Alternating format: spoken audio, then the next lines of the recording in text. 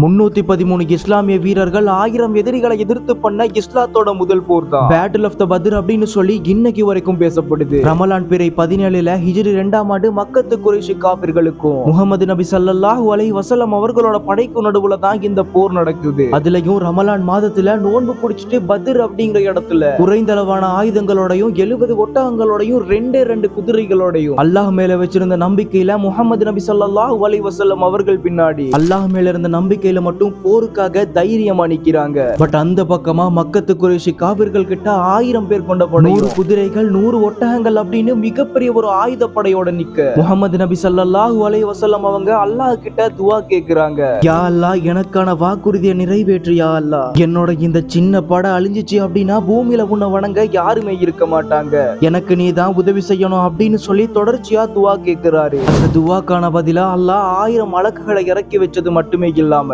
இஸ்லாமியர்களோட முதல் போரான பத்ர் போர்ல இஸ்லாமியர்களுக்கு வெற்றியும் கிடைக்குது. பட் இந்த போர்ல இருந்த ஒரு மிகப்பெரிய அளவான சோதனை என்ன தெரியுமா? நபி அவர்களோடயே மக்கால இருந்து மதீனாக்கு வந்த எத்தனையோ முஹாஜிரின் சஹாபாக்கள் மக்கார உண்ணா வாழ்ந்து இஸ்லாத்தை மறுத்த அவங்களோட உறவுகளோடயே இந்த சஹாபாக்களோட இரத்த உறவுகளை எதிர்த்து நின்னு இஸ்லாமிய கொள்கை தான் என்னோட உறவு அப்படிங்கிற மாதிரி போர் செஞ்சாங்க. இந்த போருக்கான முக்கியமான காரணம் இஸ்லாத்தை அழிக்கணும் அப்படிங்கிறது மட்டுமே இல்லாம மக்கத்து காபிர்களோட தலைவனா சொல்லப்பட்ட அபூ சுஃபியான் அவனோட வியாபாரம் மட்டுமே இல்லாம மக்கால இருக்க குறைஷி காபிர்களோட வியாபாரத்துக்காகவும் மக்கால இருந்து சிரியா நாட்டுக்கு போறதுக்கு மதீனா வழி பாதை மட்டுமே தான் இருந்தது. எங்க இஸ்லாமியர்கள் தாக்கிருவாங்களோ, எங்களோட சொத்துக்களை அபகரிச்சிருவாங்களோ அப்படிங்கிற பயத்துல முஹம்மது நபி ஸல்லல்லாஹு அலைஹி வஸல்லம் அவர்களையும் அவரோட கூட்டத்தையும் அழிச்சிடணும் அப்படிங்கிறதுக்காக தான் பத்ர் அப்படிங்கிற இடத்துல பத்ர் அப்படிங்கிற இந்த போர் நடந்தது. பல தியாகங்களுக்கு மத்தியில வெறும் 313 பேர் கொண்டு நடந்த இந்த போர் தான் பேட்டில் ஆஃப் த பத்ர் அப்படின்னு சொல்லி